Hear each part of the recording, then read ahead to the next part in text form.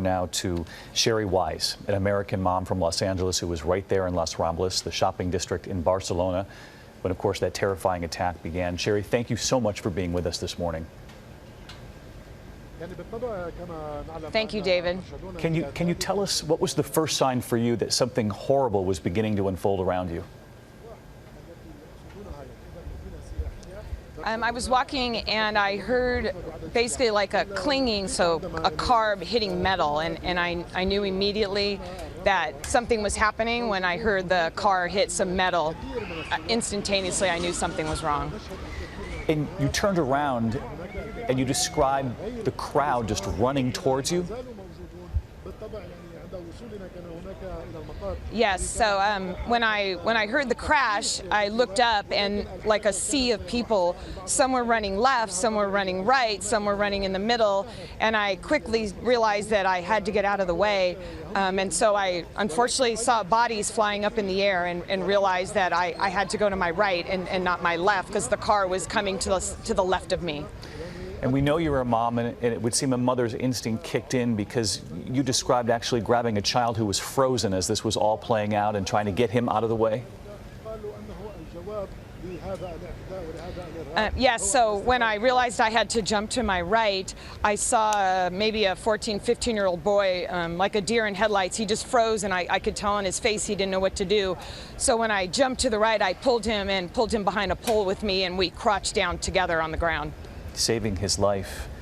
As the van then went by, and you described just watching that van hit a number of people around you.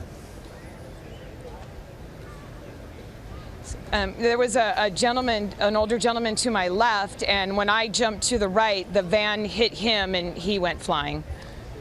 Can you describe for us, Shari, how fast the van was going, and did the people there who were gathered, and we know so many tourists there, you were there, you had just arrived in Barcelona hours earlier, if you had any time to react, particularly the people at the beginning when that van first jumped the curb?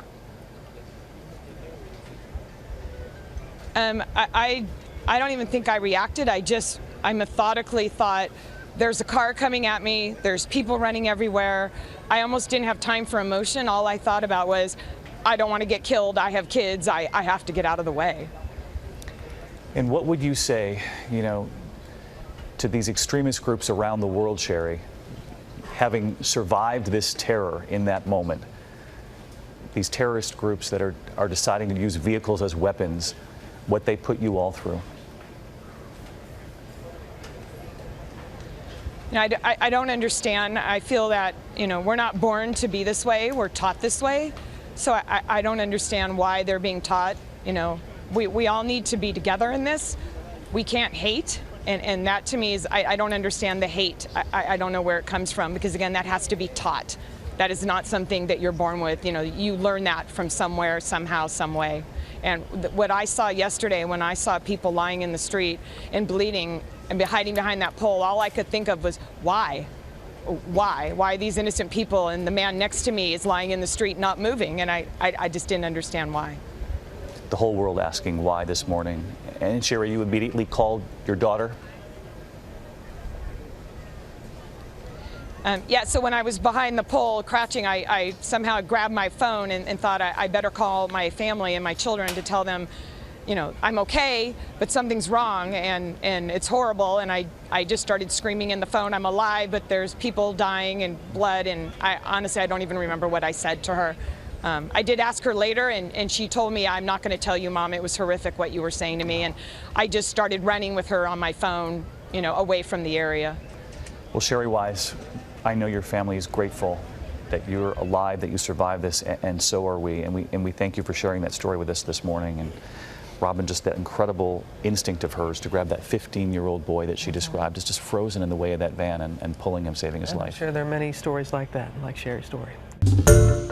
Hi everyone, George Stephanopoulos here. Thanks for checking out the ABC News YouTube channel. If you'd like to get more videos, show highlights, and watch live event coverage, click on the right over here to subscribe to our channel, and don't forget to download the ABC News app for breaking news alerts. Thanks for watching.